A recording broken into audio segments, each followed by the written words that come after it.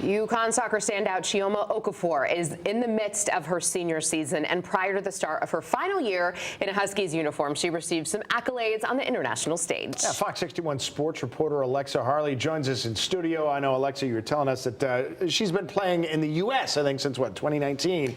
But those roots on the pitch, they go all the way across the Atlantic. Tim, you're absolutely correct. She is currently calling Storrs home right now, but her roots do trace back all the way back to Africa. Okafor is a Nigerian-Malawian. She was born in Africa. That's where she learned to play soccer. And it brought her all the way to the U.S. Just a couple of months ago, she actually earned a roster spot on the Nigerian women's national soccer team, a squad that went on to capture a historic 10th African Cup of Nations trophy. It was so surreal to me because I was like, looking at the history of the Nigerian women's national team, it was like, there's no way I'm going to be a part of that as well. Thank you. I'm going to be a part of the names that are in the rosters for, the WAFCON competition, and going to be in the talks for, the Nigerian women's national team moving forward.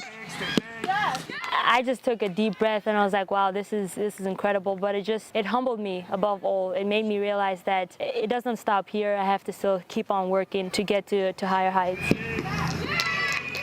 It just like sealed, everything, being able to play those games and then go out to win the WAFCON. That helps Nigeria, but it also helps Africa as a whole as well. Even if my role was minor, I'm just glad that I was able to play whatever role that I was given to give Nigeria the 10th title.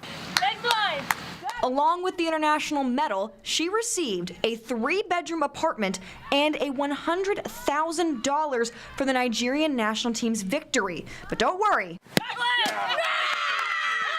She's not going on any wild shopping sprees anytime soon. I'm a finance girl, so I don't spend any of it. I have to think about my future here, so it has to go into investments.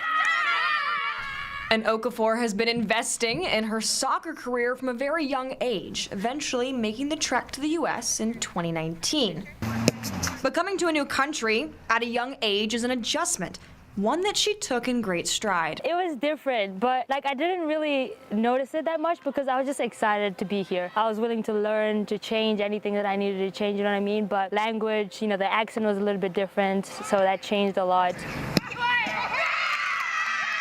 Getting used to the weather, the food, it didn't really take that much for me to adapt. And she adapted to the American appetite, too. Love papas. I can eat that every day. Now, fried chicken can't possibly be on the diet list of a Division I athlete, but it isn't slowing Okafor down as she and the rest of the Huskies continue their quest for back-to-back Big East titles on the pitch.